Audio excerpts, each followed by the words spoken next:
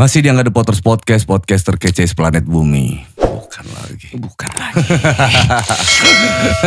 Geng, hari ini kita dengan Ilham Ayu. Ada dua sudut pandang yang kita bisa lihat dari Ilham Ayu ini, geng. Yang pertama, dia datang sama timnya, ya kan. Nah, ini sudut pandang pertama adalah Ilham Ayu sebagai podcaster UMKM, podcast UMKM Lampung. Yes. Gitu ya. Iya, benar.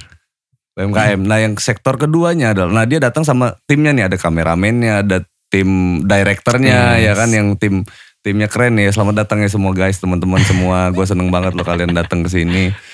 Nah, yang kedua adalah beliau ini sebagai karena UMKM, nggak fair kalau dia nggak punya UMKM. Nah, ini dia produknya nih. Nah, ini paling depan aja kita bahas nih. Dia punya produk UMKM namanya Krabby Patty. Kalian tahu nggak Krabby Patty? Smart gitu ya. Ini bisnisnya Tuan Crab ini. Tuan Crab. Karena Tuan Crab itu mikirin cuan terus kan. Iya, nah, cuan. makanya gue kasih nama Krabby. Ada yang selama ini ada yang manggil lu Tuan Crab nggak?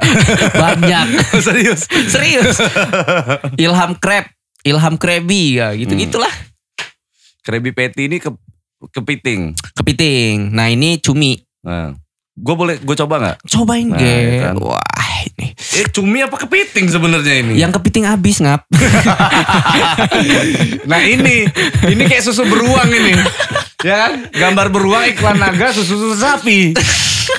Nama Krabby, dalamnya cumi. Nah, ada 3 varian rasa, geng. Ada barbecue, ada original, ada spicy. Barbecue ini kan yang bakar-bakaran itu ya? Ya. Bakar-bakaran. Oh, ini ya, dibuka dulu ya. Oh, langsung dibuka nih, geng. Kalau yang kepiting memang lagi habis, jadi belum gue stok lagi sih. Iyalah, laris ya kan. Alhamdulillah. Semenjak PPKM ini Allah bantu teman-teman. Loh, kok ini?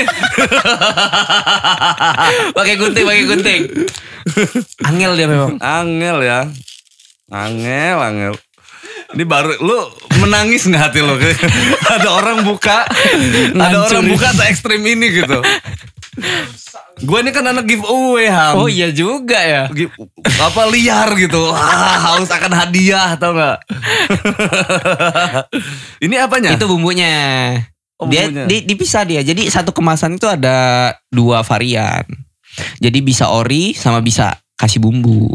Ada ori, ada bebeki kan ini. Nah, jadi ori sama bebeki. Oh, lu kalau mau ori lu makan aja langsung. Ya. Kalau mau barbecue bisa kasih bumbu. Langsung kasih bumbu. Begitu. Ini gramasinya 50 gram. 50 gram. Nggak pernah lebih dia. Ya, agak keras ya? Iya. Bumbunya. Expired. Agak dikocok-kocok. Ngasih gue expired jangan. Jangan kayak gitu, Ham. Gue tahu lu ada dendam sama gue. Yang nggak barbecue. Angel amat sih. Nih lu tanggung jawab nih. Waduh, hancur ini Krabby deh. Enggak. Enggak, dia memang kayak gitu dia. Bumbunya itu bumbu. Ini langsung dari pegunungan Himalaya ya guys ya. Jadi dia dingin ya. Cobain yang ori dulu, Bang. Bismillah. Ini langsung, ini cumi lo campur tepung gitu. Iya. Kalau cumi doang loyo dia. Nah, ada tepungnya kan. Jadi dia bisa crunchy. Itulah trik gue menipu orang. Kalau harga berapa lu jualnya? Per piece-nya 20.000. Jadi ini 20.000. Iya, 20.000 per 50 gram. Karena ini lumayan mahal brandnya. Iya. Enggak juga sih kalau ngomongin cumi kan orang udah keburu. Jadi gue tuh agak galau pas itu, Bang. Mau ngasih harga berapa? Gua kira harga 20 itu kemahalan kan. Makanya dengan gramasi yang 50 gram gue kasih harga 20.000, wah kayaknya gue bakal diprotes orang gitu. Dan ternyata gue lihat-lihat, kepiting tuh memang mahal gitu. Dan gue ubah aja positioningnya. Maksudnya? Gue jualan ini jualan cerita sebenarnya, Krabby ini. Jadi gue waktu pertama kali ngebentuk Krabby itu gue ceritain aja. Akhirnya jadi brand story dia kan. Nah justru itu yang 20.000 cocok nih kata gue. Akhirnya muncullah 20.000. Terus ini cuman gramasinya cuma 50 gram ini? 50 gram aja. Nggak ada tambah-tambahan lagi. Gue sengaja sih. Jadi biar orang itu nyicip dikit tagihan kan. Kok berubah jadi pedes ya? Angkat tangan. Bumbunya salah nih. Kalau pedes berarti spicy. Salah kasih nama gue berarti itu.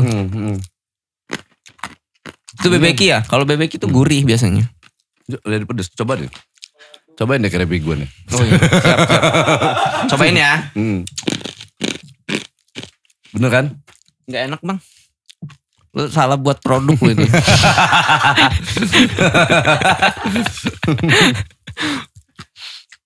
Udah bener-bener ini.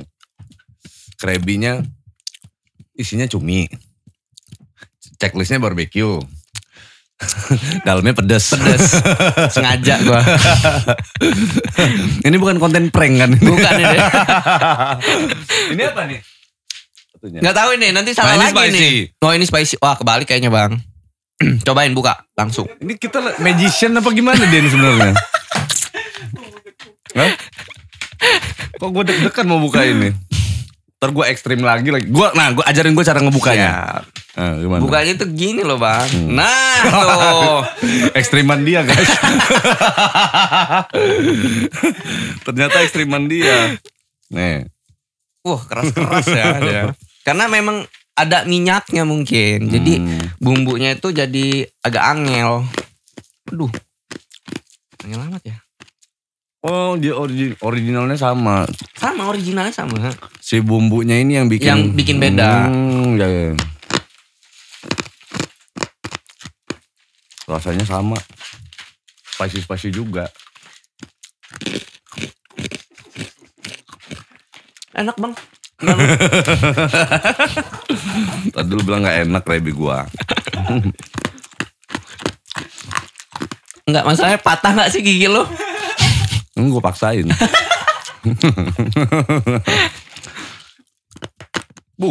Keras banget ya? Sengaja gua.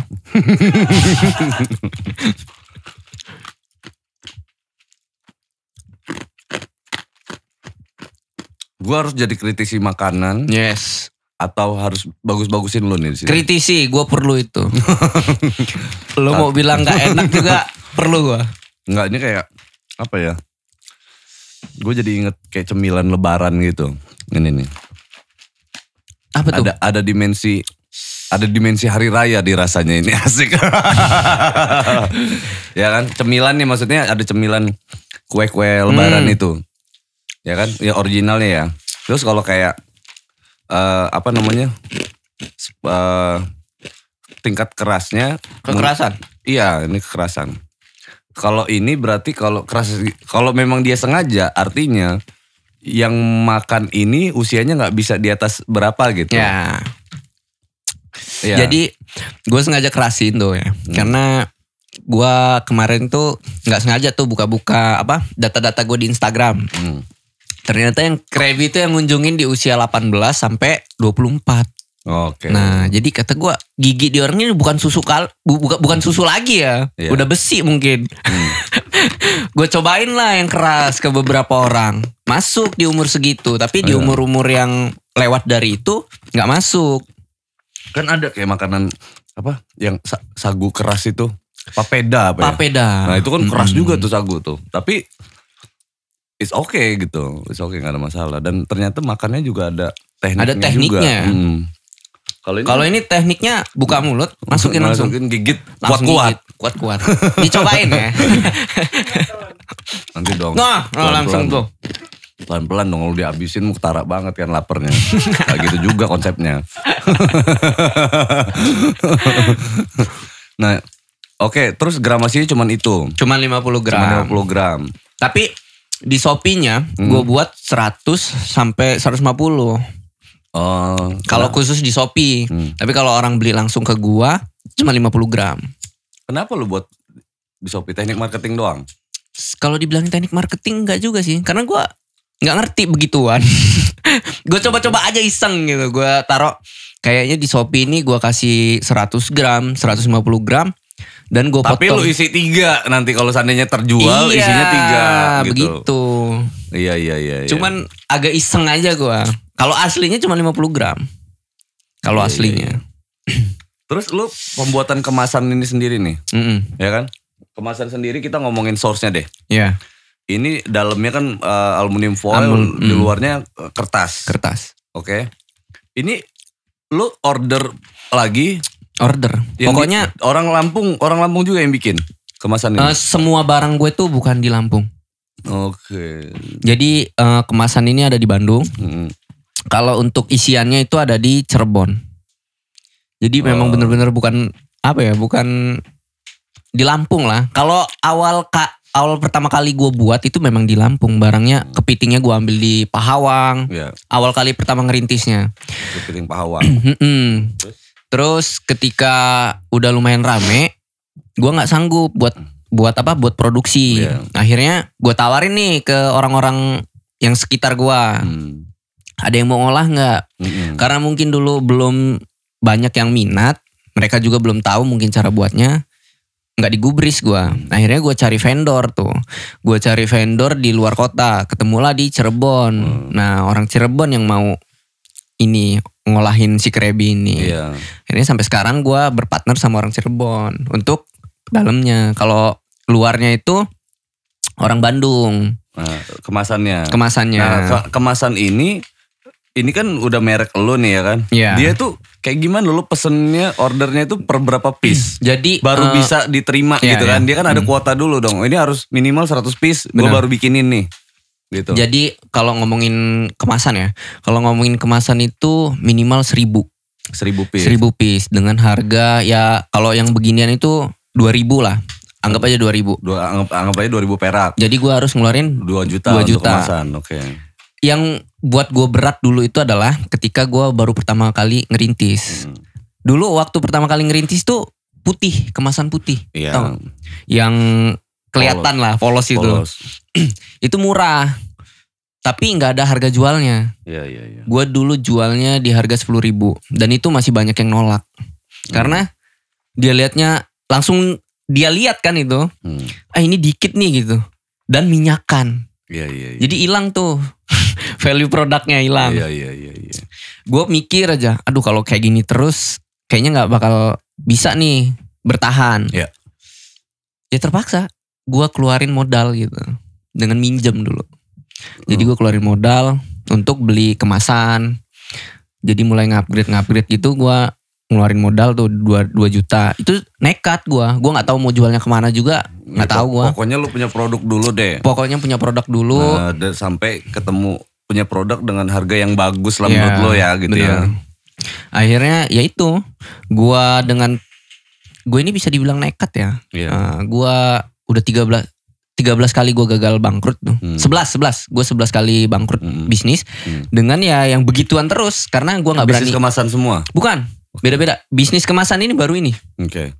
Oke, ntar kita cerita soal sesi bangkrut. Terus lanjutin sesi ini. Jadi kalau gue mikirnya gini. Karena gue pelaku UKM ya. Jadi mikirnya juga masih ke UKM-UKM-an gitu. Mikirnya gini. Kalau gue ngeluarin. Duit gue habis. Padahal. Yang setelah gue belajar itu. Padahal ketika gue ngeluarin. Ya itu yang bakal gue tanam. Oke.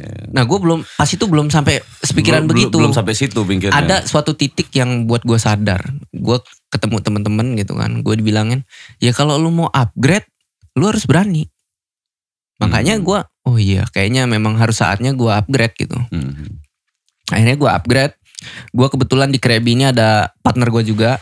Dia seorang mentor kan di Lampung. Nah gue diajarin sama dia step by stepnya, teknik-tekniknya. Akhirnya buat gue makin berani gitu. Kalau gue cuman siapa mentor itu? Fadlan Satria. Dia udah lumayan familiar di sini. Jadi gue diajarin sama beliau kalau mau upgrade, kalau mau laris, berani pertama. Lu harus berani punya terobosan baru. Lu jangan mikirnya ketika gue ngeluarin apa yang gue dapet? Yang ada gue malah produknya numpuk. Nah itu sebenarnya mindset yang salah di pertama gue UKM gitu. Salah di UKM gitu.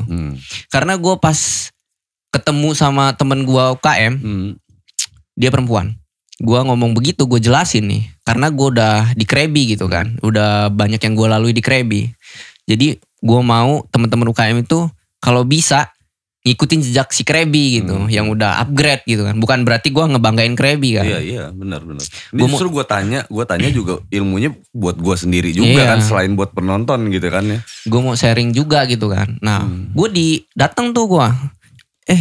Dia nanya kan, karena dia nanya gue jawab. Gimana sih cara nge-branding gitu? Ya gue dengan jeblak aja. Ya lu harus berani modal intinya. Lu harus berani modal.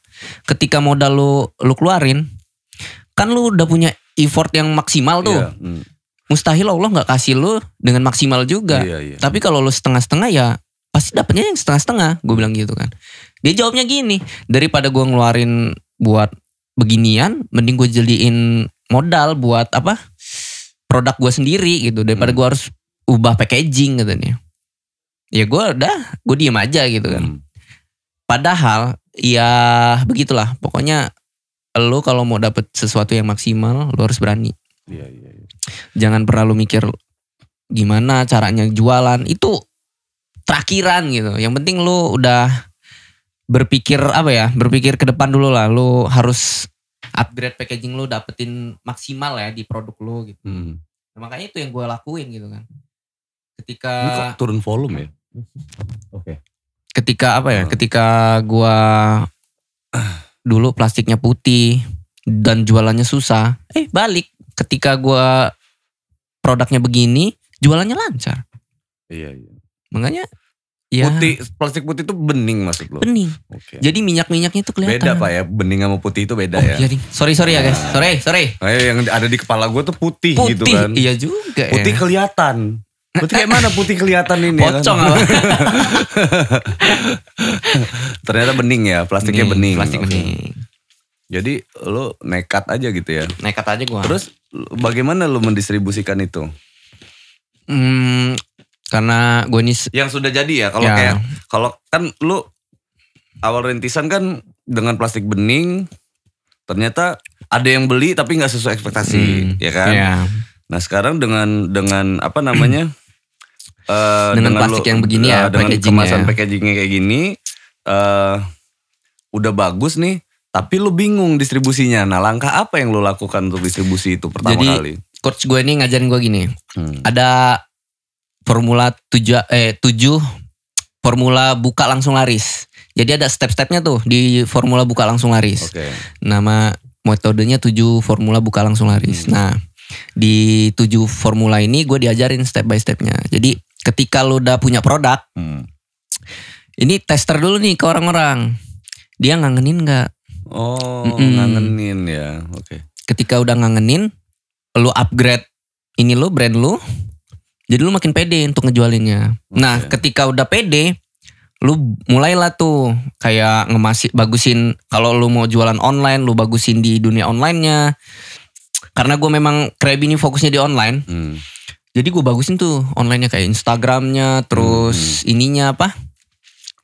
Konten-kontennya gue bagusin semua. Karena memang dunia online tuh ngelihatnya ya di konten kan. Yeah. Akhirnya gue bagusin itu semua. Mulai di situ ada yang tertarik jadi reseller, masuk reseller, distributor. Nah pendistribusiannya si Krabby ini ya melalui mereka. Yeah. Udah nggak jualan ke orang langsung, tapi ke reseller, ke tim-timnya lah sekarang. Yeah. Oh sekarang gitu malah ya. Jadi langsung jualan ke distributornya yang mereka ngambil banyak. Kalau satu-satu itu lama memang, ujung-ujungnya lama. Makanya kita udahlah ubah aja nih. Reseller lu udah berapa sejauh ini? Sejauh ini ada, kalau reseller gue sendiri, gue hampir nyentuh 100 lebih. Kenapa? Maksudnya reseller gue sendiri itu berarti? Kalau distributor beda lagi. Oke, iya mereka distributor lebih besar lagi dari reseller kan, distribut itu kan. Mereka punya reseller sendiri nih si distributor ini. Nah kalau reseller gua itu ada 100-an seluruh Indonesia. Kalau distributornya ada 7 di seluruh Indonesia. Tapi kalau untuk resellernya si distributor ini nggak tahu gua ada banyak. Soalnya pas ketika gua ngetik Krabby di Instagram itu yang muncul udah ratusan akun mungkin. Iya. Di Krabby di Instagram. Lu udah nggak tahu lagi itu barang lu padahal ya gitu ya. Oke. Gila ya, gokil ya. Seru ya. Outputnya berarti gede juga ya ini ya outfitnya. Iya, alhamdulillah. Promote. Jadi lu cuman pertama kali main itu cuman niatnya mendistribusikan ini secara online saja gitu ya. Maksudnya peer to peer gitu ya. Nah, Awalnya jadi gue kayak tuh gitu. awalnya itu kayaknya gue harus ya di 2019 tuh udah mulai online kan. Udah mulai masuk ke dunia online. Ini karena dagangan gue sebelum-sebelumnya itu offline terus. Gatot yang ada. Wah itu sesinya tuh. Sesi Gatot dari yang pertama deh. Nah apa yang pertama kali lo bisnisin lalu bangkrut itu ya? Baju. Sampai ke 11 nih. Ya, gue punya brand baju dulu. Gue di 2015 itu gue ngeresellerin baju. Di Teluk. Lu reseller baju? Gue reseller baju di Teluk. Akhirnya. Baju bermerek ini? Enggak. Branding? Enggak bermerek. Jadi dia kayak apa ya? Distro pinggir jalan lah. Oke. Yang penuh dengan distro orang gitu. Iya, Nah gue jualin itu aja. Tapi dengan apa ya? Dengan kesombongan gue. Wah ini bajunya bagus tuh gitu. Iya. Akhirnya gue musim BBM dulu. Gue upload di BBM tiap hari closing. Di 2015 itu closing. Sampai 2016 akhir. Makin pede nih gue. Kok tiap hari ada yang closing. Pokoknya 100-200 itu udah pasti gue megang. Iya. Wah ini kayaknya gue harus upgrade ke brand gue. Gue gak belajar sama sekali bang. Iya. Jadi gue nekat mulai. Pokoknya angkul lah dulu gue. Gue upgrade. Punya brand sendiri gue. Iya. M-Store. Namanya M-Store. Diambil dari nama gue. Ilham Mahendra. Toko gitu kan. Mulailah dari situ.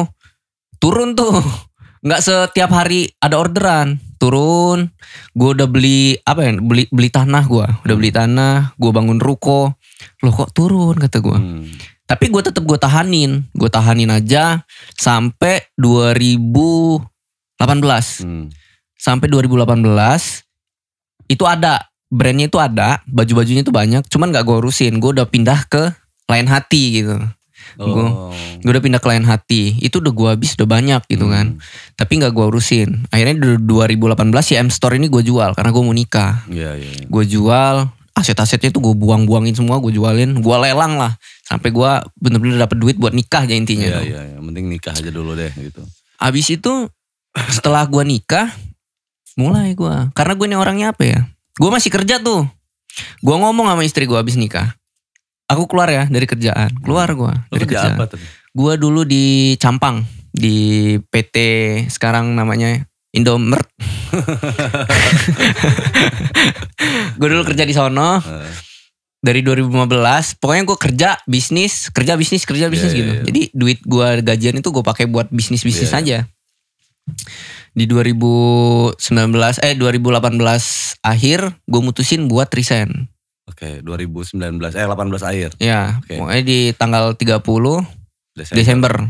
Tanggal 1-nya gue udah gak kerja. Iya. Gue tuh udah dapat gaji tuh. Sampai manajernya marah-marah sama gue. Iya. Karena gaji tanggal 26 kan biasanya ya. Lo ini udah dapat gaji resign. Akhirnya keluar gue. Nah, gue ngomong sama istri. Kayaknya aku mau buka usaha gitu. Abis pokoknya setelah gue keluar dari situ, gue gak langsung buka usaha itu. Gue diem dulu, gue mau ngapain itu gue bingung kan. Dan dana yang abis gue resign itu abis. Akhirnya gue minjem tuh sama bini gue. Boleh gak sih aku minjem duit buat buka usaha? Emang buka usaha apa katanya? Aku yakin bakal sukses di gorengan. Gue doktrin istri gue itu dengan kata-kata itu. Kita bakal sukses di gorengan. Itu bisnis kedua. Itu udah bisnis keberapa ya? Gue gak ceritain dari awal deh ya. Pokoknya ceritain dari awalnya M-Store nih. M-Store. Gue lengkain aja panjang. Oke. Gorengan itu ke 7 apa ya? Ya ke 7. Gue buka gorengan. Gue dengan modal 2 juta. Gue bilang kita bakal sukses. Ya udah dipinjemin sama dia. Gue beli gerobak second, gue beli, gue hiasin, gue bagusin. Duit 2 juta itu gue pakai pas buka gorengan. Akhirnya kebuka tuh gorengan. Gue ruko nggak nyewa karena gue ngomong sama temen gue. Gue boleh nggak numpang ruko lo gitu? Dagangnya di depan ruko gitu. Ya, boleh dia jawabnya. Ternyata bukan ruko dia. Ruko orang. Diusir gue. Udah ngeluarin modal, diusir. Untungnya nggak ada nyokap gue di situ. Kalau ada nyokap gue mungkin nangis. Pokoknya dia tuh udah ngelarang gue buat usaha lah, karena bangkrut terus kan. Tapi ya gue doktrin dia, kita bakal sukses mak. Istri gue sama nyokap gue tuh gue doktrin tuh. Kita bakal sukses, kita bakal sukses. Akhirnya pas diusir itu gak gue urusin lagi. Gue milih kerja itu. Karena gue udah sumpek banget gue udah nikahin anak orang. Terus gue ajak susah lagi. Akhirnya di 2 juta itu udah liau. Gerobak gue taruh situ aja. Gak gue ngapa-ngapain. Pas gue tengok udah gak ada gerobaknya. Hilang tuh. Udah diangkut. Anjir gue ngutang 2 juta. Gerobak hilang. Sama kayak gue bakal tuh ya. Akhirnya gue kerja. Kerja di, lu tau gak yang di samping BPJS? Enggak. Bukan sih. Hah? Iya di Pramuka, bangun toko bangunan gitu. Oh. Toko bangunan. Nah gue kerja di situ. Gue bilang ke istri gue, udahlah aku mau kerja lah. Oh ya udah nggak apa-apa. Bagus kata dia. Tapi aku harus ngeluarin buat beli baju. Oi nggak apa-apa nih duitnya 200.000. Ya udah aku minjem ya. Iya. Cuman sehari gue kerja. Gara-gara gue ngangkutin keramik yang gede-gede. Pecah. Kan harusnya jam kerja gue dari jam 7 sampai jam 5 tuh. Sore. Jam 5 lah paling gitu kan. Ini sampai malam. Kata gue ini beneran ini. Lagi puasa lagi gitu kan. Cuman gue lagi butuh. Kayaknya gak kuat lah. Ngomong gue malamnya. Pas pulang itu gue ngomong. Kamu mau gak ngeliat suami kamu happy? Apa kata dia? Bolehin aku resign lagi ya. Nih suami anjay katanya. Akhirnya gue resign tuh. Ya udahlah terserah kamu. Terus kamu planningnya apa? Aku mau buka usaha lagi. Dia jawabnya apa? Kamu mah gitu-gitu terus. Ngomongnya bakal sukses pasti. Udah kebaca tuh sama dia. Ya udah sih Yang, maafin Yang gitu. Insya Allah kita bakal sukses. Terus mau buka apa lagi? Thai tea. Ini lagi rame nih. Kita bakal sukses juga ini. Bismillah aja. Apa? Mau minjem berapa katanya? Gak banyak lah ini. Udah 6 juta lah. Lebih gede lagi. Udah aku ada duit 1.000 gak? Yang kita ini udah minus loh. Kan yang kerja cuma dia tuh sekarang. Iya. Istri gue kerja. Kalau gue jadi bini lo, 1.000. Ini 2.000. 2.000. Enak kalau begitu. Selembar tapi 2.000 yang selembar itu. Kembaliannya ambil aja. Akhirnya dia gini. Dia itu lagi hamil tuh. Dia lagi hamil. Dengan terpaksanya dia keluarin. Ini duit lahiran kita, tolong maksimalin. Oke, kita bakal sukses nih di 1.000 ini. Woi, gue sosokan banget itu. Ingat banget. Oke Yang, bismillah aja. Buka lah Thai tea gue. Gue beli gerobak second. Dengan gerobak second 300 pas itu. 300, sisa 700 gue pakai buat peralatan-peralatan. Gue belilah itu. Gak nyampe sebulan tutup. Di tempat di tempat PU. Ruko kawan lu tadi bukan ya? Bukan. Gue nyewa. Nyewa di pinggiran ruko samping Al Hikmah. PU. Nyewa ruko. Nyewa latarnya aja. Latarnya 300.000. Sebulan. Yaudah gue nyewa sini. Gak lama karena sepi. Ya itulah teknik-teknik dibilangnya itu teknik ngasal lah mungkin. Sepi, tutup lagi ya udah. Gue cuma bisa bilang gini, Yang usaha kita bangkrut. Mungkin istri gue udah gak tahu lagi, dia gondok lah mungkin sama gue. Cuman ya karena gue untungnya ganteng gitu kan. Dipertahanin sama dia.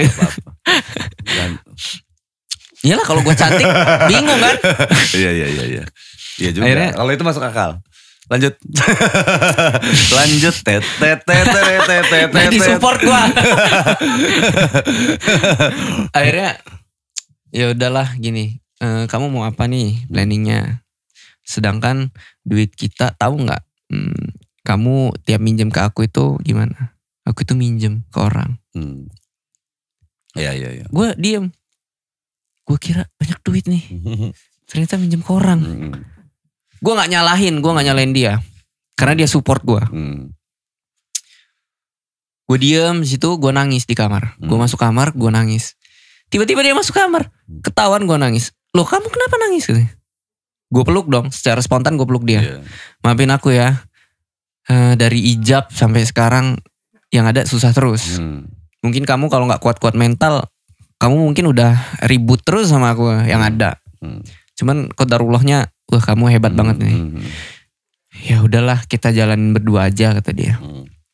Mau gimana pun namanya udah apa ya dibilangnya ya ini mungkin jalan menuju kesuksesan gitu. Dia bilang gitu kan. Gue makin semangat. Wah terima kasih ya.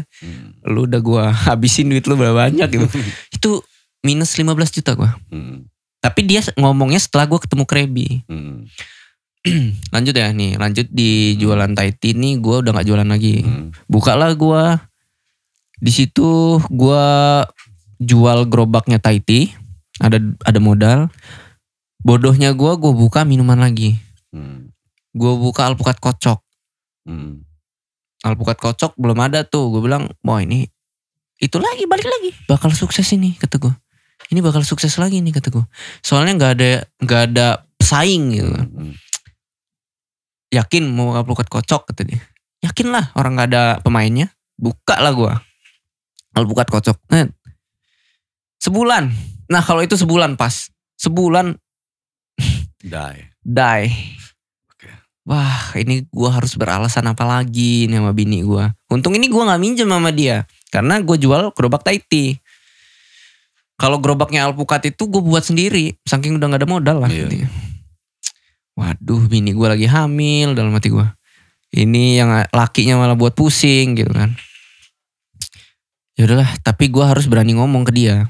Ma alpukat kocoknya die gue bilang. Dia salutnya gue dia gak marah bang. Dia gak marah sama gue.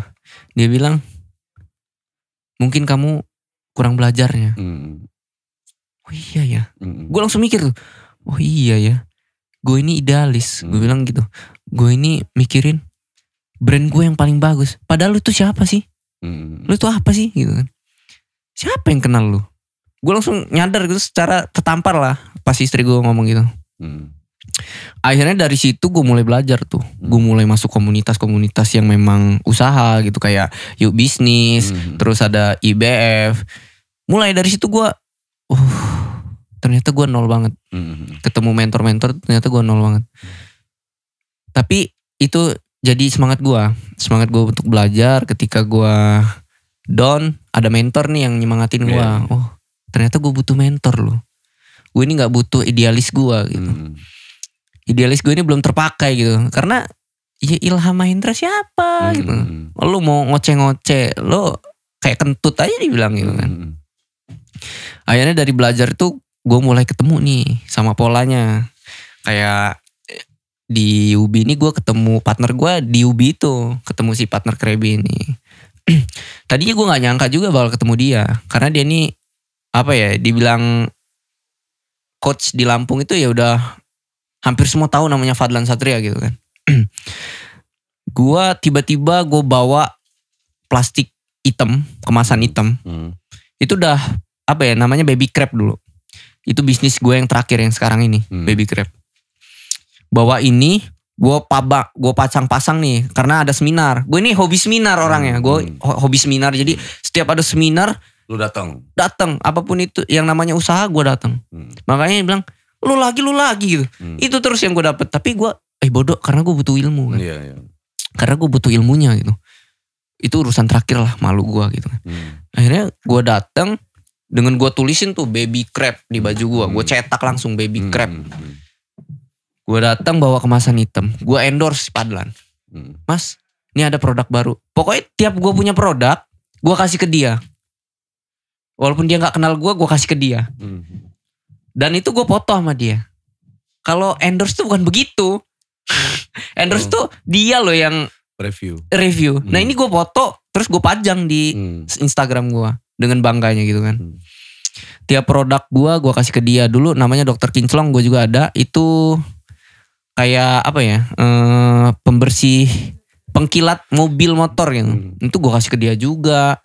Terus ada namanya apa ya. Banyak, saking banyaknya gue ketelibeng. Akhirnya tiba lah tuh, gue bawa plastik hitam, gue kasih ke dia, Mas tolong ya.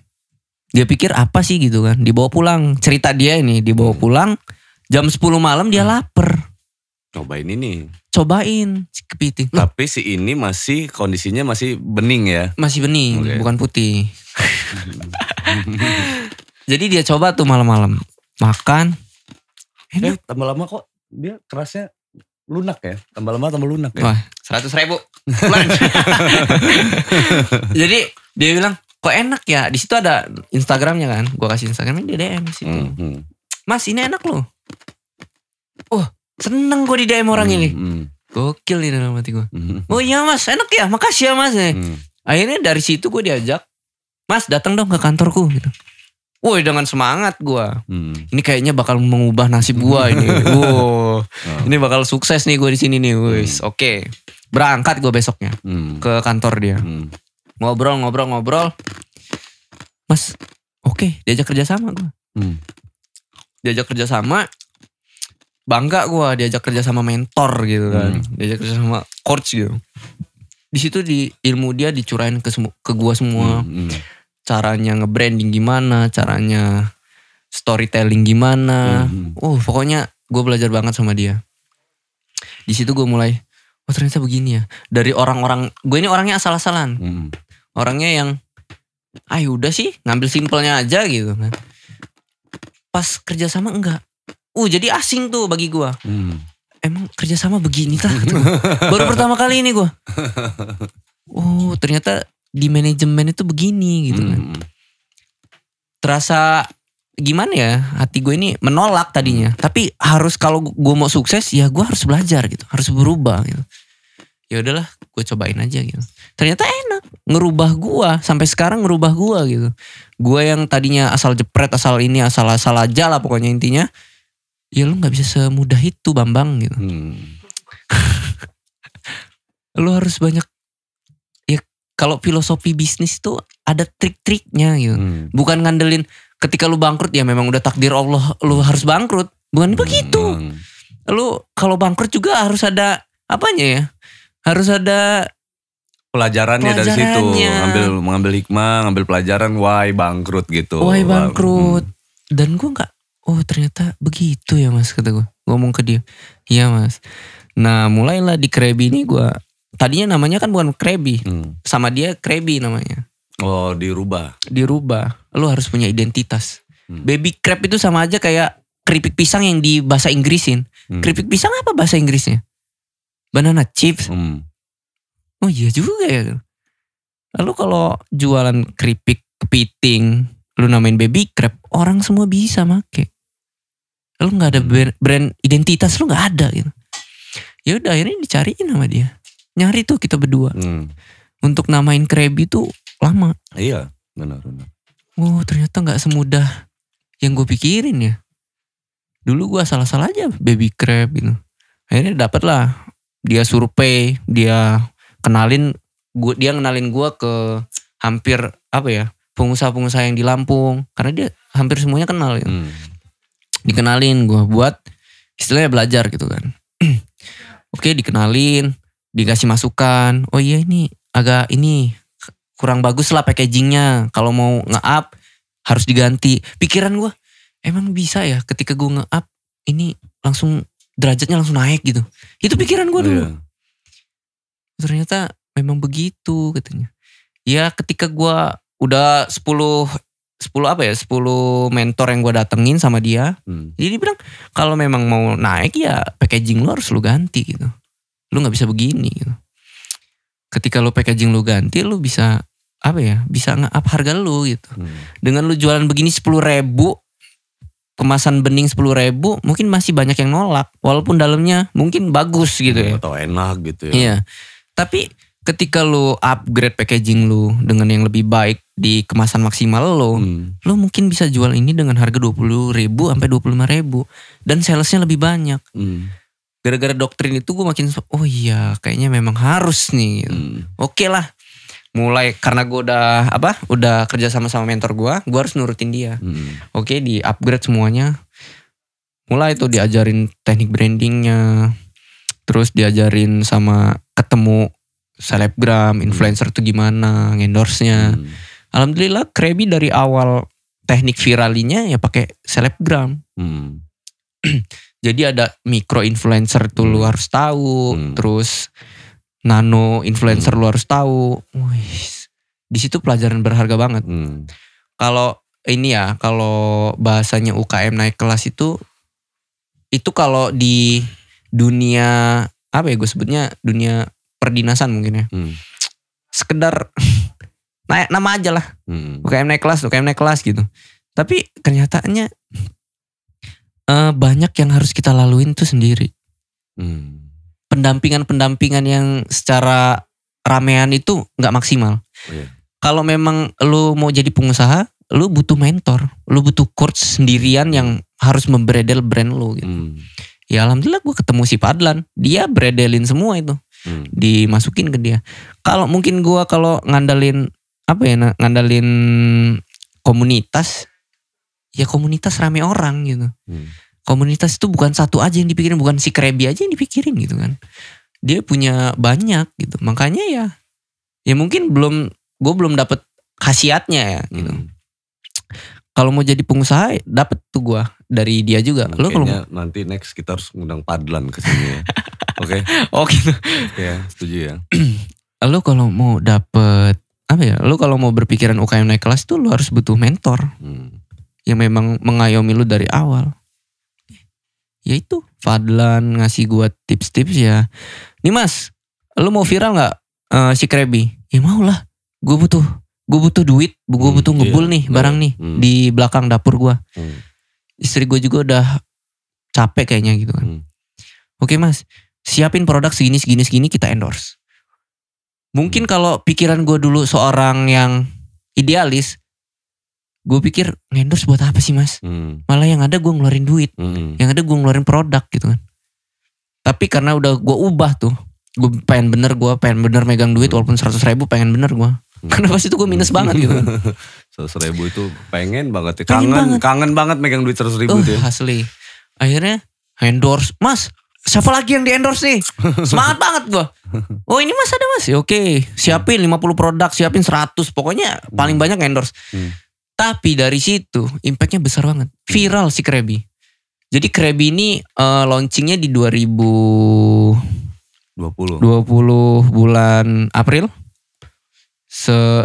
Gue ketemunya 2019 akhir Desember. Tapi itu namanya Baby Crab. Diganti namanya Krebi itu di bulan April. Di bulan April tuh udah udah naik tuh nama-namanya karena gue saling di post di mana-mana. Di selebgram Lampung, pokoknya hampir di selebgram lokal tuh udah masuk semua. Di mua-mua Lampung itu masuk.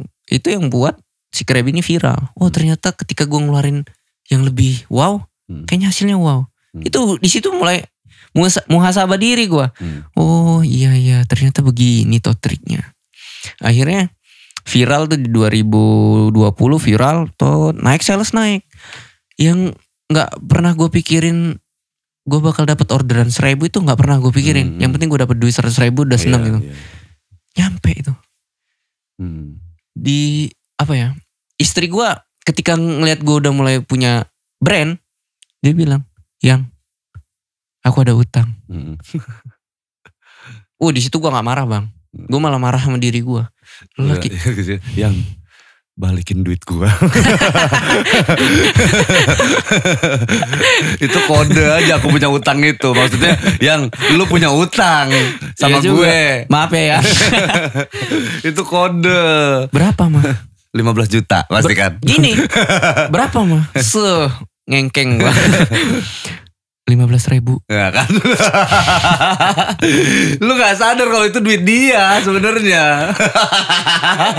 Anjir, gue udah ngabisin sebanyak ini dalam hati gue untuk dapur gue sendiri. Gue bilang, gue laki-laki yang apa ya, nggak berguna intinya gitu dalam hati gue. Makanya gue nangis pas itu. Ya udah mah, kirim aja noreknya. Norek ya. Norek. Gue udah songong banget. Gue udah punya 4 norek rekening gue. Oh kata gue. Gokil nih gue. Mama mau rek yang mana? Ada semua ini ya kan. Akhirnya kebayar tuh. Itu pertama kali gue bayar ke dia. Gue bilang, "Mah mau apa?" Nggak ada mesin cuci kan? Beli. Wah asli tuh. Gue di situ bukan sombong ya. Gue di situ gue. It's time lah ya. Ini waktunya gue untuk apa ya? Bahagiain dia lah gitu ya. Karena udah banyak orang yang nunggu gua. Mungkin orang tua gua bilang nggak nunggu duit gua ya. Karena orang tua nggak mungkin Iyalah, Gitu. nggak mungkin minta duit lah mananya. Tapi ini adalah waktunya. Oke. Di situ gue pertama kali gue ngasih mereka, mah mau apa? Mau mesin cuci? Oke, beli. Mau apa? Mau AC? Beli. Wah, itu bukan gue. Di situ gue, oh ini ternyata enak ya punya duit. Yang tadinya gue ngerasain, mungkin gak sih gue dapet orderan 1.000. Itu gue rasain ternyata. Ketika ya memang iya, lo harus belajar. Lo harus menerima kegagalan lo. Lo harus ngabisin masa kegagalan lo. Lo harus, ya effort lo harus lebih kuat gitu kan. Benar. Terpuruk sampai minus-minus ini. Ya. Mungkin kalau gue gak, apa ya, gak mau ngeluarin 2 juta buat packaging. Gue gak dapet orderan 1.000 itu. Itu gue ngambil hikmahnya aja gitu kan. Makanya ketika orang bilang gini, lu enak ya udah punya Krabby. ini yang kayak gini nih. Minta dicolok matanya nih. Lu tinggal duduk aja gitu. Iya. Ya gue gak nyalain dia, karena memang dia benar-benar ngeliat gue udah enak di Krabby pas itu kan. Tapi gue ceritain ke dia biar dia gak ngeliat satu sudut pandang aja. Lu harus butuh segini nih, kegagalan lu gini. Lu harus kalau lu mau usaha lu harus berani lah, gagal lah. Gitu. Karena gak ada yang instan gitu. Orang makan mie instan aja butuh effort juga. Apalagi di usaha gitu. Lalu kalau mau cuman ungkang-ungkangan kaki. Waduh. Wah, salah. Gue lagi mau ngangkat kaki lah. Lu kalau ya juga ya, gue gak ngeliat lu. Gue ngangkat kaki. Langsung turun gini. Oke. Ini biar lebih relax aja bro ya. Bener. Ini barusan gak ngeritik kan. Enggak. Lu kalau mau cuman ungkang-ungkangan kaki, lu gak bakal dapet. Karena gini ya. Nih yang harus gue jelasin juga, karena gue nyeritain sukses aja dari tadi. Pikiran orang gue dapat omset miliaran. Enggak, gue gak dapat omset miliaran. Ini omset terbaik gue. Ini angka cukup gue. Iya. Lo udah bersyukur banget. Udah bersyukur. Sama Allah, ya? Intinya gue bersyukur dengan omset gue segini. Gue bukan berarti gue omset gue miliaran, bukan. Karena gue ini siapa lah, intinya gue ini siapa gitu. Dengan omset gue yang segini, gue udah bersyukur banget. Ini yang bakal gue ceritain ke orang. Yang orang yang belum mencapai omsetnya segini, gue harus ceritain. Biar dia seenggaknya punya pelajaran gitu. Nah, akhirnya di situ gue kasih tahu ke dia, lo harus butuh sesuatu yang memang lo nggak suka. Lo harus keluar dari zona nyaman lo lah. Karena ketika lo ada di zona nyaman lo bakal nyaman terus. Ketika lo udah keluar dari zona nyaman lo, kapal lo kayak terasa terbakar. Dapur lo harus ngebul. Lo harus mikirin terus gimana caranya lo dapet cuan. Tapi dengan cara yang benar, gue bilang gitu kan. Oh iya juga ya. Emang apa gitu. Baru gue ceritain ke orang-orang yang bilang gue ini enak di Krabby. Ketika ada yang ngomong gitu, lu mah enak usaha. Lu usaha aja coy. Kalau lu mau enak, gue gituin kan. Gue tembak langsung. Enggak lah. Gue masih mau kerja gitu. Nah berarti usaha itu gak enak. Lu ngelihat enaknya ketika orang yang udah berpenghasilan di usahanya gitu. Ya apa ya, kalau lu mau sesuatu yang lebih, sesuatu yang Allah kasih lebih, lu harus maksimal juga ngeluarinnya. Jangan pernah tanggung-tanggung lah. Jangan pernah lu mikirin gini, ketika gue ngeluarin sesuatu yang begini, apa ada hasilnya. Allah tuh gak bakal sia-siain. Allah itu pasti kasih sesuatu yang memang lu udah udah lu keluarin lah. Lu gak bakal didiemin Allah lah, karena Allah tuh gak bakal tidur. Makanya tiap gue gagal, gue bilang ke nyokap gue sama istri gue, kita bakal sukses. Karena itu adalah doa gitu. Kita bakal sukses. Oke. Untung istrinya gue sabar. Gitu. Di Krabby inilah gue bisa ngerasain gue, yang tadinya gue kepikiran gini, ketika gue sukses, gue kerjain banyak orang. Di Krabby, baru gue bisa. Ketika gue sukses, Ketika gue sukses, gue mempekerjakan banyak orang. Iya. Bukan gue kerjain banyak orang. Oh bro. iya juga. Ini saking semangat nih gue. Iya. Ini diralat ya, nanti ada yang baper loh nanti kan. Iya. Oh berarti selama ini gue dikerjain dong. Oh iya gitu juga ya. Iya, gue merekrut banyak tenaga kerja ya. Iya, di situ gue ngerasain. Putih, bening, tadi koreksi terus ini. Aduh, ya kan? bang verbal gue belum. Gak apa-apa lah. Ini gue juga lagi gue menyerap juga nih, menyerap banyak hal gitu di sini. Beruntung juga nih kita ngobrol nih kan hari ini kan beruntung lah. Maksudnya yang nonton juga penting lah ini di situ. Di samping buat gue juga. Itu serunya kalau podcast kan, ya kan. Dan di situ gue mulai Krabby modalnya 100.000. Okay. Gue modal 100.000. Kemasan 2 juta. Kemasan 2 juta. Iya. Itu gue nggak mikirin cara gimana ya. Gue pokoknya 100.000 ini harus jadilah. Gue berangkat ke Pawang. Gue nggak tahu nyari Krabby itu di mana. Nggak tahu gue nyari Krabby itu di mana. Yang penting kalau ngomongin kepiting berarti di pinggir pantai. Kalau nggak di pantai intinya. Gue punya rumah padahal ada kepiting yang itu nggak harus di pantai kan padahal. Iya, karena gue udah butek banget bang.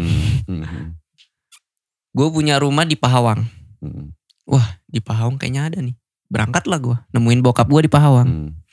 Ngomong gue, Pak, kalau nyari kepiting kemana ya? Bokap gue nggak tahu juga. Udah pinggir pantai aja nanti malam. Oh ya oke. Oke, berangkat. Qadarullahnya ketemu yang kecil-kecil. Iya. Mungkin gue kalau ketemu yang gede-gede, namanya nggak baby crab. Giant crab. Giant crab. Nih, ya udahlah, gue nikmatin aja lah. Mungkin ini ya, kayaknya yang kecil-kecil inilah nangkep-nangkepin tuh gue. Bokap gue itu umurnya udah 56 tahun. Gue sesadis itu gue ngajak dia ke pinggir pantai. Enggak lah, happy lah. Ayo gitu kan. Tapi di situ gue ngerasa gila. Ini gue anak yang apa ya? Gue ngeliat orang tuanya kena angin pantai gitu. Ya bapak lo kan tinggal di situ. Tapi kan gak tiap hari di pinggir pantai gitu kan. Rekreasi malam berarti itu ya, nyari kepiting ya kan. Nyari jam 7. Abis sisa gue nyari. Jam 12 malam gue baru pulang. Itu gue dapat 5 kilo. Oke. Dapat 5 kilo gue. Kecil-kecil. Gue bawa pulang. Gue happy. Gue bawa pulang nih. Mah ini kepitingnya. Emang mau diapain? Kayaknya kita harus digoreng gitu kan. Harus digoreng gitu. Kita goreng hidup-hidup. Goreng. Gue bersihin. Gue goreng. 4 kilo amsyong. Iya. Pahit. Aduh. Ini duit 100.000 udah gue pakai PP. Gue pakai beli minyak lagi kan. Kalau ini bangkrut lagi, entah gue mau kayak mana lah, nggak tahu lah. Pokoknya gue udah bingung aja. Udah bingung lah. Gue goreng sisa sekilo tuh. Sekilo itu nggak bisa main-main ini. Ini antara hidup dan mati gue istilahnya gitu kan. Ini antara hidup dan mati gue. Ketika ini gagal, udah Ham, mending lo check out aja dari bumi. Nah gitu kan. Sekilo ini mau diapain ya mah? Ini 4 kilo udah gak enak ya. Ya mau diapain bah katanya. Oke goreng lagi. Kita goreng lagi. Kali ini dengan bumbu. Oke diulekin tuh bumbu tuh sama bini gue sambil ngulek. Set. Bawang putih standar lah ya. Standar lah. Ya. Tapi di situ rasanya berubah. Wow ternyata kudu pakai bumbu ini. Si kepiting ini. Wah gue gaplok juga lo gitu kan. Akhirnya di situ. Woi udah enak nih udah gue cicipin tuh. Karena apa ya sekilo itu bisa jadi. Gue langsung kepikiran udah gue pakai 50 gram aja. Ini elit nih gue bilang. Makanya 50 gram itu dari situ dari awal itu. 50 gram. Tap gue posting dulu. Maksudnya kan kepiting kan keras sih. Yeah. Itu lu tumbuk jadinya kayak mana? Gue goreng langsung. Iya lu goreng terus. Abis itu secangkang-cangkangnya gue masukin ke plastik. Sekepiting itu. Ini berarti belum pakai tepung dong. Belum. Di awal kan? Di awal belum. Belum pakai tepung kan? Berarti si baby crab tadi yang lu goreng dengan bumbu, terus itu jadi apa namanya? Jadi hancur lah dia istilahnya kan di situ ya, pisah-pisah tuh antara capitnya di mana, ini jadi mana ya kan, udah pisah jadi hancur. Udah gitu, hasil goreng dengan bumbu tadi lu masukin aja udah prek gitu. Gue masukin. Oh gitu aja? Iya. Karena itu Jadi belum orang makan cangkang itu enjoy aja gitu. enjoy. Dia bilang, Oke. wah ini unik nih. Oke. Keripik kepiting nih. Nah di situ gue nyadar. Keripik kepiting yang beneran kepiting gitu. Iya. Oke. Gue nyadar, wah kayaknya gue butuh polesan di apa? Ditambahin tepung nih, biar lebih crunchy. Iya. Gue kasih tipis banget tepungnya, tipis. Akhirnya di situ makin suka tuh orang.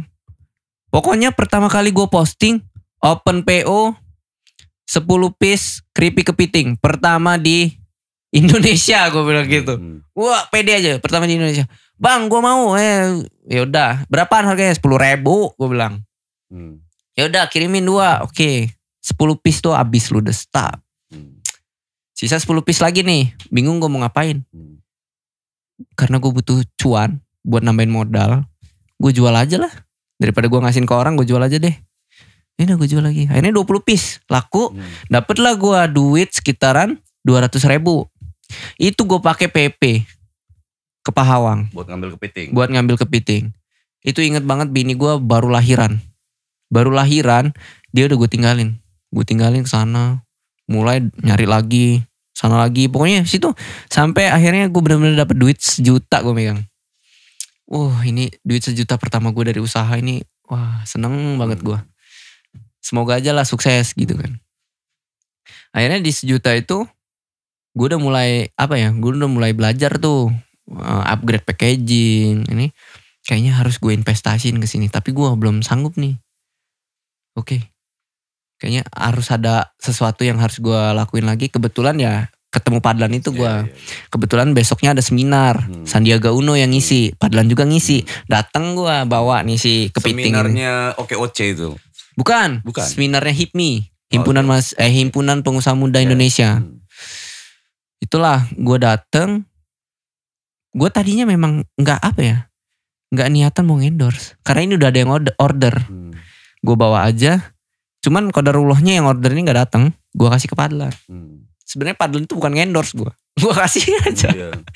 Gue kasih. Nah itu awal kali pertama launchingnya Krebi itu dari ya itulah ketidaksengajaannya. Iya. Ternyata jalan intinya gini sih, jalan yang lo tempuh itu ya kayak digiring gitu sama Allah ya. Yeah. Sejalan aja udah nih. Udahnya orangnya nggak datang, udah kasih aja deh, kasih gitu kan. Ini tuh bener-bener kayak udah diikhlasin aja lah, jalan.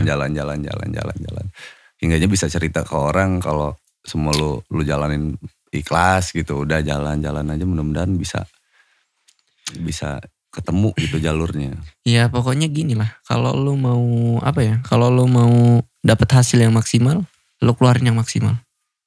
Dan lu harus banyak-banyak belajar di situ. Oke. Jadi gue baru tahu juga ini ternyata jadi motivasi lu untuk bikin podcast UMKM ya.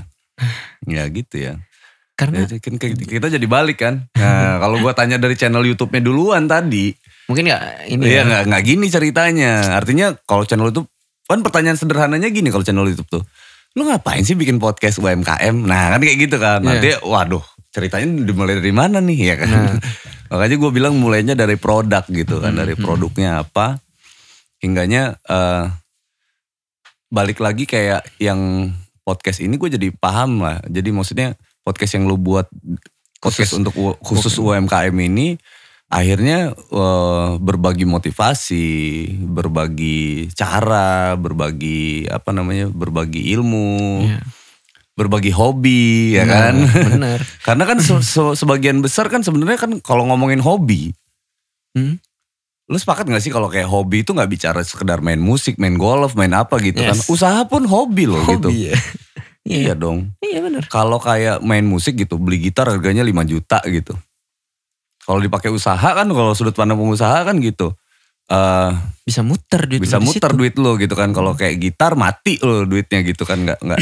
Gue pernah bilang juga. Ada potensi bangkrut, tapi gitar ada potensi gak dipakai gitu kan. Kayak ketemu teman-teman gue itu. Ada, bang, hobi itu enaknya dibayar. Hobi yang dibayar. Iya, I see. Gitu. Ya gue setuju sama lu lah. Hobi itu memang harus dibayar. Gitu. Makanya ya kalau jualan itu gue anggapnya biar gue relax ya. Gue hobi jualan. Iya, nah kan berangkatnya kan memang dari situ. Gue kayak orang gitu ngeliat orang hobinya ngedesain gitu. Gue ngeliatnya hobi gitu loh, hobi. Enggaknya dia tuh kalau gue pernah baca buku itu ada 4E gitu. Sharingnya itu 4E. 4P, 4E ya kemarin ya gue bilang ya. Keluar tuh ya kan 4E itu easy. Yang pertama itu easy. Maksudnya mudah buat lo. Tapi memang gak mudah buat orang lain ya kan. Yang penting mudah dulu buat lo. Easy for you ya kan. Kayak gue berarti kalau kayak gue di hobi, gue main gitar, main musik itu easy buat gue. Memang gak easy buat orang, tapi buat gue tuh easy ya kan. Buat gue, ya gue easy gitu kan. Buat gue itu mudah gitu. Yang kedua itu enjoy mungkin ya karena. Benar. Enjoy karena kalau udah easy buat lo itu syaratnya pertama harus mudah buat lo. Yang kedua enjoy buat lo. Karena kan kalau kayak kita kerja, ya kan. Itu mudah buat kita, tapi nggak enjoy ya kan. Maka syaratnya nggak berlaku tuh, nggak boleh tuh kayak gitu. Lu bisa ngerjain itu tapi lu nggak enjoy. Mudah buat lu tapi lu nggak enjoy, tinggalin. Tekanan. Ya kan, tinggalin. Yang ketiga itu excellent. Ya kan, pasti gitu kan. Pasti dong. Harus luar biasa gitu, luar biasa. Ya karena udah easy buat lo. Lu udah enjoy, masa lu nggak do the best gitu untuk itu gitu, excellent. Benar. Yang terakhir benar, earn. Ya kan, benar. Baru kita bicara itu gitu. Earn ada kita bagi dua sudut pandang. Sudut pandang yang pertama produktivitas, yang lu bilang tadi gitu kan. Karena kalau nggak bisa juga earn dalam artian kata finance gitu ya, penghasilan. Gak fair juga gitu karena semua usaha kan belum tentu laku gitu. Nah, faktanya ada 11 yang bangkrut gitu. Faktanya gitu. Tapi fakta earn lo adalah produktivitas lo selama 11 kali itu. Gue belajar. Iya kan. Nah itu maksudnya produktivitas earn itu belum kategorinya masih kita bagi dua cabang gitu. Earn dalam artian produktivitas baru kita bicara penghasilan. Kalau Allah udah langsung turunin penghasilan berarti ya itu rezeki ya kan namanya. Endingnya kan di situ. Ya gitu sih kalau yang bisa gue saring kan banyak juga yang ngomongin gue di musik gitu ya. Why music gitu lah. Ya 4E gue bilang. Ya tadi bener. 4E. Gue berangkat podcast itu juga dari karena gue UKM. Gue sadar nih UKM itu kalau ngomongin sensitif banget kalau ngomongin duit. Iya. Sensitif. UMKM ya karena berangkatnya dari nggak ada duit, bahkan mungkin minus, ngutang gitu. Kita kalau udah ngomongin usaha itu ya kadang kan suka kayak gue nih ya, kalau kadang kan itu gue udah keburu pucat duluan karena nggak ada duit gitu sebenarnya. Dalam hati gue kalau nggak ada duit tuh ini gue ngutang sama siapa gitu. Ngutang juga udah dapat nih target yang mau diutangin gitu. Masalahnya dia yang mau ngutangin gue apa enggak gitu kan. Jadi kayak gitu tanda tanya gitu ya. Sekuat apa gue dengan knowledge gue gitu kan. Sekuat apa gue dengan itu. Karena kecenderungan orang mau mengutangi kita kan. Dia harus yakin kalau duitnya balik. Iya. Bener lah itu. Kalau enggak ya ngapain ngutangin kan. Ya kan. Ini minjem-minjem doang balikinnya gimana nih. Gitu. Akhirnya itu. Buat gue semakin. Oh iya kayaknya. Yang udah gue laluin ini harus gue sharing. Kalau gue nunggu sharingnya tunggu expert guanya, gue nggak mungkin mikirin itu. Iya, maksudnya kan sambil sharing kan sambil belajar lagi gitu loh maksud gue. Jangan nunggu gue harus expert banget, karena banyak yang ngomong, lu siapa sih? Nah gitu gue sering dapet kayak gitu. Ya gue bilang aja gue Ilham. Dengan simpelnya gue Ilham yang punya Krebi udah. Gue Ilham Ayu. Ayu itu nama nyonya. Ayu itu nama nyonya. Iya benar. Tadi dia bilang soalnya Ilham Mahendra kan. Kenapa ada Ayu udah jelas kejawab. Ya kan? Akhirnya di situ gue, kayaknya kalau yang gue cun ya, yang gue baca nih, UKM itu yang bisa sharing itu adalah UKM yang sukses. Yang bisa diundang kemana-mana itu adalah UKM yang sukses. Ketika yang belum sukses, itu gak bisa diundang kemana-mana. Ya apa yang mau didengar? Lu belum sukses. Tapi pemikiran tuh salah ternyata. Salah. Gue bilang gini, ya gak salah sih ya, terserah orang lah itu mau ngomong apa. Tapi yang dalam hati gue, bukan begitu. UKM itu harus dikasih wadah. UKM itu harus bisa sharing juga. Karena butuh sharing gitu kan. Kayaknya di sini gue harus jadi panggungnya. Makanya gue ciptain podcast UKM. Gue kasih panggung ke mereka biar mereka bisa sharing. Mungkin mereka itu mau ceritain nih, kenapa gue bentuk ini gitu. Tapi dia nggak tahu nih mau ceritain ke siapa karena kalau di panggung besar dia belum sukses dan orang nggak mau denger. Kategorinya ya story branding lah bahasanya gitu kan. Why gue bikin ini gitu. Paling nggak gitu walaupun belum laku lah ya istilahnya kan kayak gitu. Walaupun belum laku tapi gue udah paling nggak gue udah sampein, gue udah ceritain kenapa gue buat ini. Nah, iya gitu kan. Iya juga ya. Nah sekarang motivasi terbesar lo, ya kan? Kalau kita ngomongin hobi, hobi yang untuk mencapai kesuksesan lah gitu. Artinya,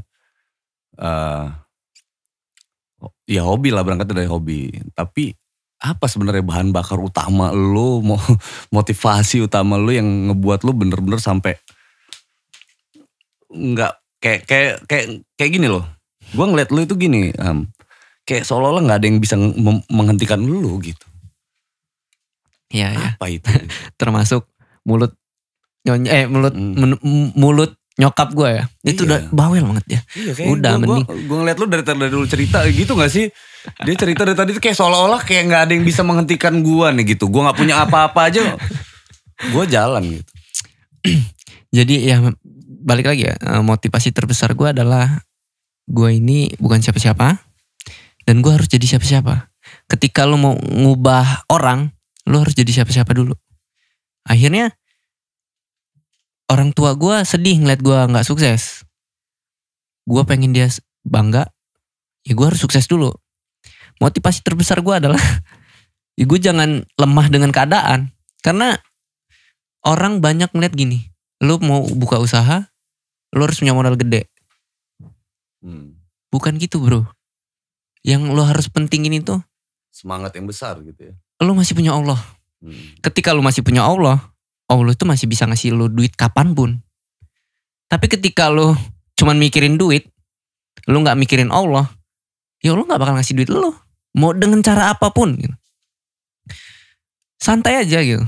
Lo yang penting lo deketin Allah gitu. Lo deketin Allah, lo minta. Bukan karena lo pengen apa-apa ya. Karena memang ketika lu lagi suntuk, lu lagi sepi, lu lagi sedih, ya memang lu harus larinya ke Allah kan. Bukan kemana-mana.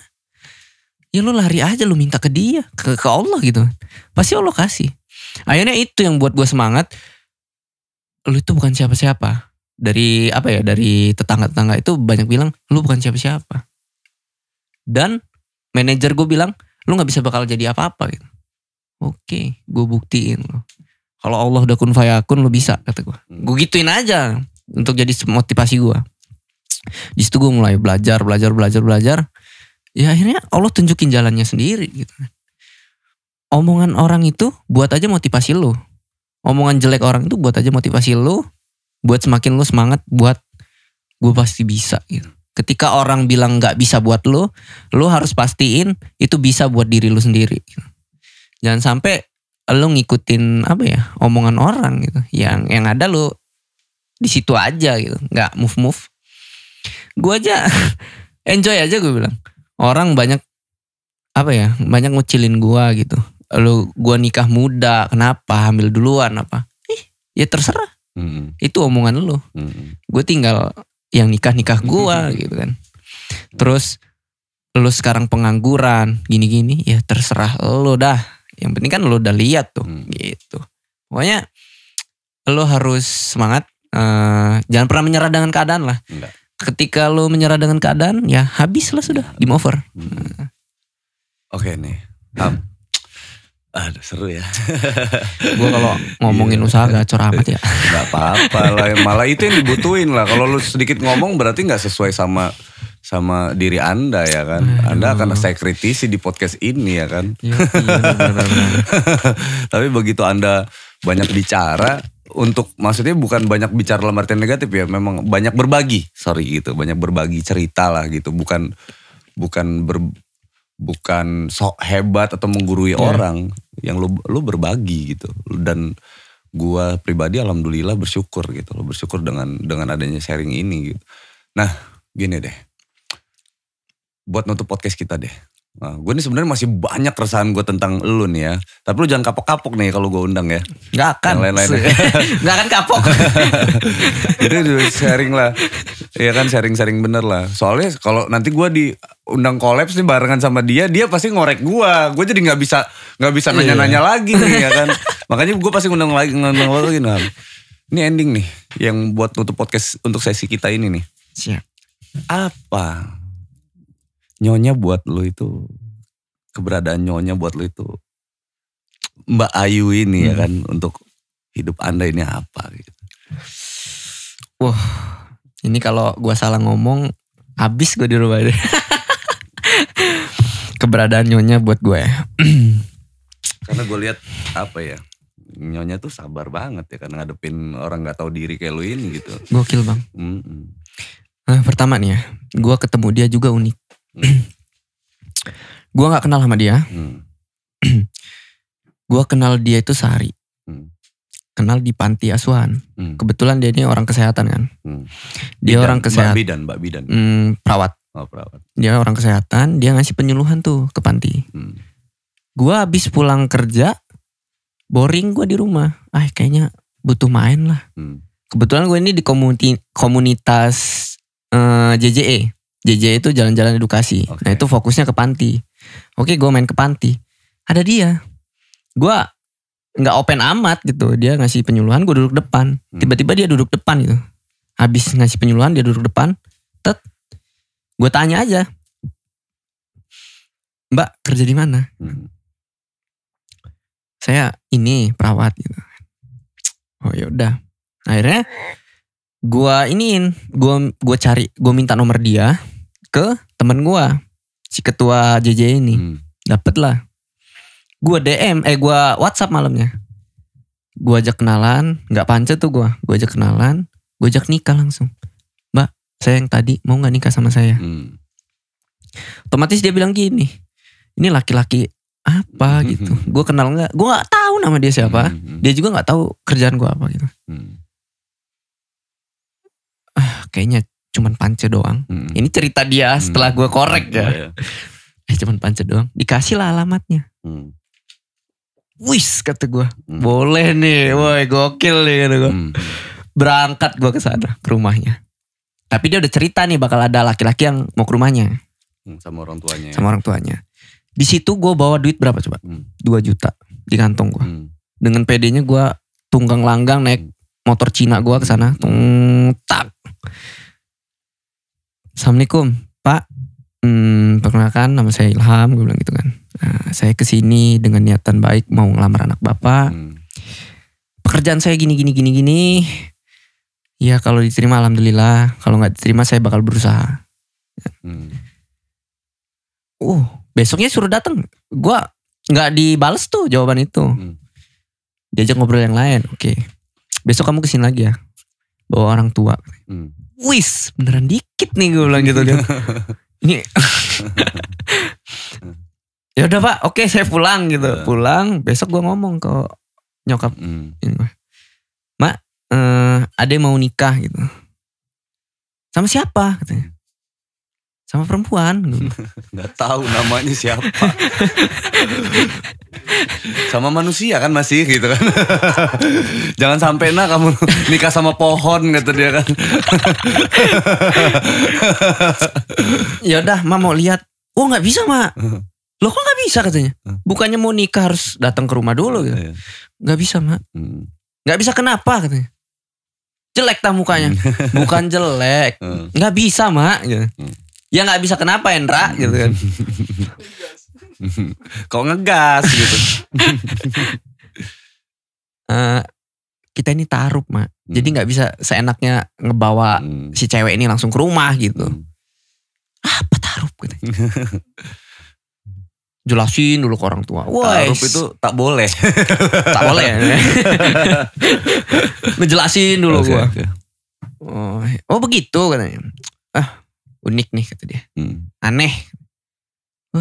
Untung aja orang tua ini. Gitu kan gue. Akhirnya gini. Ya udah ini si cewek boleh ke rumah. Tapi gue ini pergi dulu. Pergi gue. Pergi dia ke rumah. tanya-tanya kan sama emak gue. Oh ini habis berapa katanya. Langsung nanya gitu dia. Padahal gue gak cerita nih kalau gue ini dimintain berapa ke nyokap. Tapi nyokap ini nanya ke calon istri gue. Dijawab lah dengan itu. Segitu. Oh gitu. Pulangnya gue dimarahin. Mahal katanya. Emang lu ada duit katanya. Ya ada lah 2 juta nih. Gampang jual motor nih. Motor ada 1. Terus bisa jual ini lagi minjem ke orang. Ya ruko masih ada tuh. Ruko masih ada. Lu ini memang tengil ya katanya. Lu kira nikah itu semudah itu? Lu mau ngasih makan apa anak orang gitu kan. Oh di situ gue apa ya. Ngejawabnya karena gue pede. Ngejawabnya gini. Dari nanya mau ngasih makan apa? Ya nasi lah mak. Apalagi gitu kan. Dia istilahnya gue ngelawan lah gitu kan. Cuman gue pede aja. Allah itu pasti kasih cara lah gitu. Terus lu dimintain sebanyak itu. Duitnya dari mana? Udah tenang aja sih. Ada duit juga nanti. Udah mak duduk aja. Mak sama bapak duduk. Terus emaknya sama bapak dia juga duduk. Di pelaminan. Biar semua Hendra yang urus. Oh di situ gue sosokan cuman pusing. Bingung gue nyari duitnya di mana gitu. Si bangke ini jumawa sekali bangke. Gue kerja gaji gue 2 juta. Sampai kapan gue dapetin duit sebanyak itu? Iya. Waduh. Kayaknya memang otak bulus gue harus main ini. Gue temuin besok sendirian gue ke rumahnya. Pak, bapak kan minta segini. Udah itu mah kebanyakan. Nego juga ternyata. Bapak sama ini ibu di rumah aja gitu. Biar ini Ilham semua yang ngurus. Sudah bapak terima beres sampai hari akad. Terima beres. Insya Allah ini udah selesai semua. Udah ada. Udah saya udah mesen taruh. Udah ini. Belum ada semua. Tapi gue yakin aja gitu. Maksudnya lu yang koordinir deh gitu iya, kan. Kalau yang di sana koordinir bisa habis gue gitu. Iya.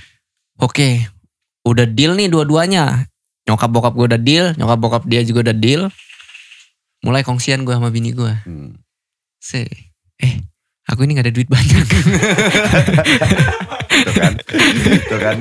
Gue udah nebak ini alurnya kayak gini pasti. Bisa gak kamu kasih keringanan di mahar? Lah emang aku gak minta mahar apa? Aku ini minta yang penting halal katanya. Gokil nih wadon kata gue. Wede. Oke. Terus abis acara itu kan pasti dapat ampau. Amplop.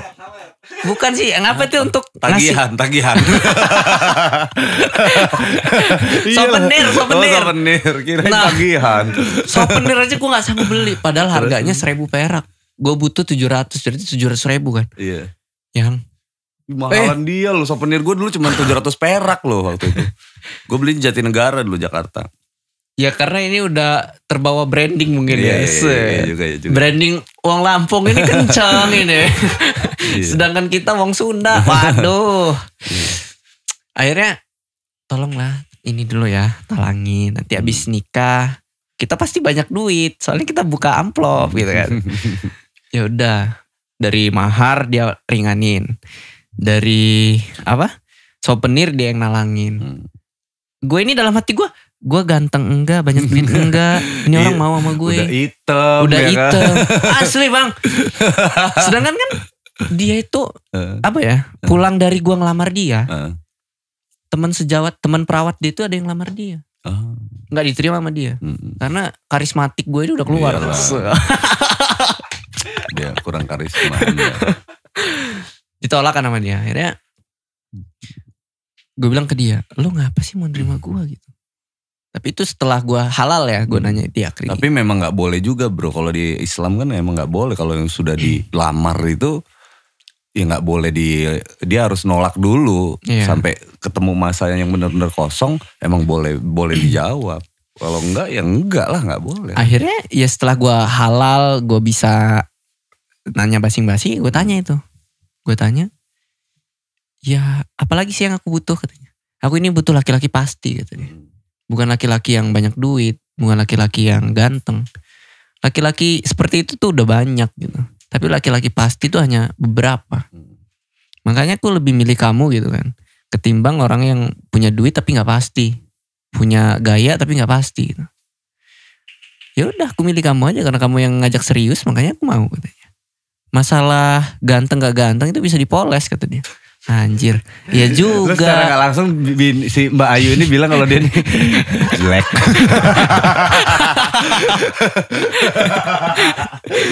Dia bilang gitu, bisa dipoles. Iya ya, lu kan perawat dalam hati gue. Bisa dirawat nih gue. Makanya yang sekarang gue pakai skincarean. Ini gue pakai skincarean bang. Biar apa? Biar laki. Biar laki. Laki. Ini skincare boleh laki. Makanya sosok seorang Ayu ini, Wadon Ayu ini sangat berharga bagi gue karena dia pertama nggak nyusahin gue. Iya. Lu yang nyusahin dia malah. Gue yang nyusahin dia. Terus dia nggak pernah ngeremehin gue, walaupun gue lagi nggak ada duit. Nah karena iya itu keren nih bini lo tuh. Iya, secara gini ya, secara gaji gitu, dia punya gaji sendiri loh, punya gaji sendiri dan gue ini orangnya luntang lantung gitu.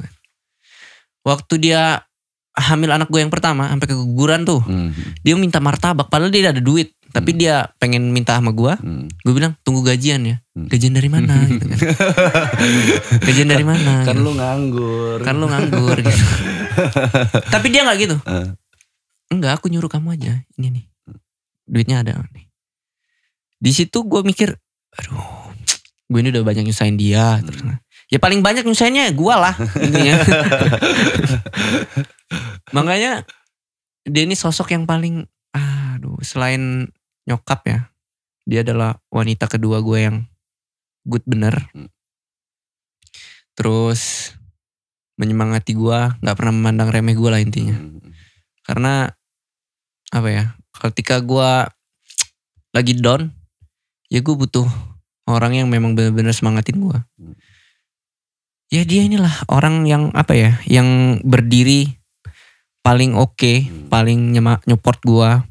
Sampai mertua gue gini, kan gue banyak di rumah tuh gara-gara nganggur. Pasti mertua nanya dong, istri gue bilang, ada kok dia duitnya, gitu. Pakai duit dia ditalangin. Oh kata gue, nggak ada duanya deh ini, it's the best lah. Gue nemunya dengan cara yang gue sendiri ya. Karena gue yakinin gini, ketika lo dapet sesuatu dengan cara yang udah Allah kasih. Kan ta'aruf itu salah satu yang dibolehin Islam kan. Nah, gue ngambil dari Allah kasih itu kan. Kasih jalan itu gue ambil. Walaupun gue gak kenal dia, karena dia punya visi misi yang sama sama gue. Gue yakin dia benar. Udah intinya itu. Gue yakin dia benar. Ya memang alhamdulillah gue dapet yang benar gitu kan. Makanya temen-temen nongkrongan gue itu bilang gini, lu beruntung ya punya istri kayak gitu, muka gak seberapa kata dia. Woi gue digituin bang, anjir lu gitu. Muka gak seberapa, dapetnya hoki. Ya itulah cuy guys. Ketawa tuh. Tapi ya memang harus kayak gitu lah sebenarnya kan. Kalau memang main serius bener ya memang, walaupun kita nggak kenal juga to the point aja. Iyalah gue emang visinya mau nikah kok gitu kan. Kecuali kalau misalkan mau tanya-tanya dulu ya kan. Kalau emang mau nikah ya bilang mau nikah gitu. Ya gue nggak mikirin gue ada duit apa enggak. Di situ yang gue pikirin cuman gue situ punya Allah aja. Tiap gue mau usaha gue punya Allah. Tiap gue mau nikah juga, Tiap gue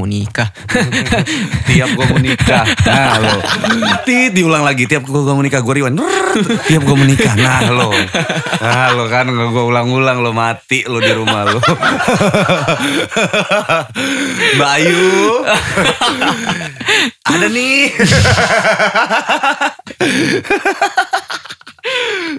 Istri gue ngebatin, lu jelek, lu bikin tingkah katanya.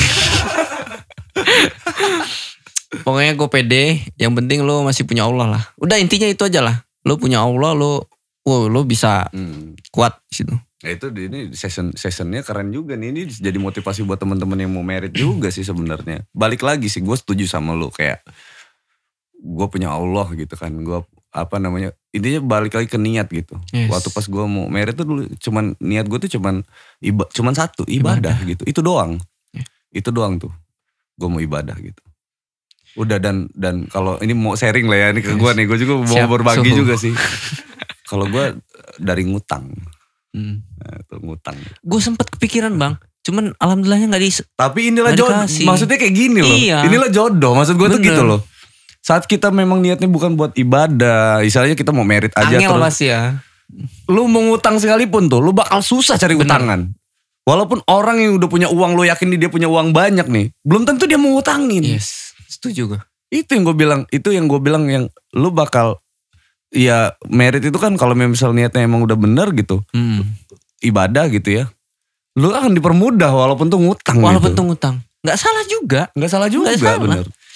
Gila lu. Nah itu tadi, kelar nikah yang nongol tagihan kalau gua. Sama bang. Cuman banyak juga. Oh oke, ya kan. Buka angpau. Buka angpau, bayar utang. dan gue uniknya gini bang. Gue pikirnya ketika nikah di rumah perempuan, kan amplop itu keluarga perempuan yang buka kan. Iya. Dan ini nggak disentuh sama sekali dong. Ini yang nyentuh gue sama istri gue. Kata gue, alhamdulillah ini gue bisa bayar nih. Iya. Utang gue nyampe 28 juta. Iya. Dan di amplop itu tembus. Pokoknya gue keliling Bandung lah. Wih, keliling Bandung gue. Honeymoon ya. Honeymoon gue. Abis nikah langsung gue ajak honeymoon di sana. Ya alhamdulillah plus gitu. Yang penting gokil aja hidup lu lah. Unik lah kita punya jalan masing-masing. Nah, intinya kalau balik lagi buat Kebaikan. buat kebaikan lah, buat ibadah, buat teman-teman tuh yang mau tips-tips mau merit gitu kan. Niatin dulu buat ibadah. Yes. Kalau niatnya udah ke situ, mudah-mudahan dimudahin gitu. Semuanya dimudahin lah sama Allah lah. Gue yakin banget lah. Iya. Bismillah aja buat yang kayak gitu. Oke, thank you banget ya Ham.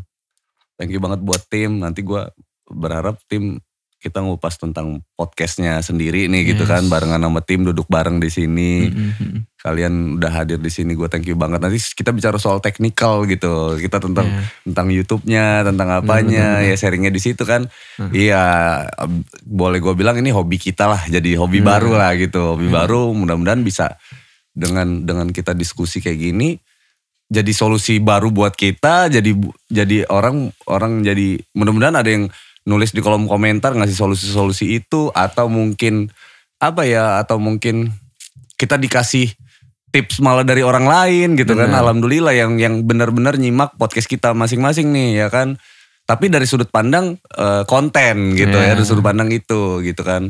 Kita teknikalnya kayak gimana nih, kita harus kayak gimana gitu. Masanya bingung juga kan, kayak kita penggiat podcast di Lampung ini kan masih kategorinya masih sedikit gitu loh. Ada tapi masih sedikit. Nah kita juga mau belajar sama siapa? Deddy Corbuzier. Bapak podcast siapa tuh? Raditya Dika, Deddy Corbuzier. Ya kan Indonesia ya maksudnya ya. Bener-bener.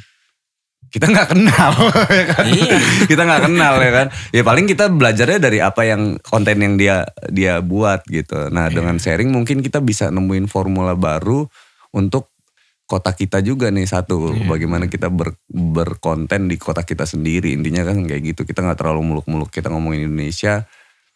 Tapi kita mudah-mudahan niat kita dengan podcast ini gitu.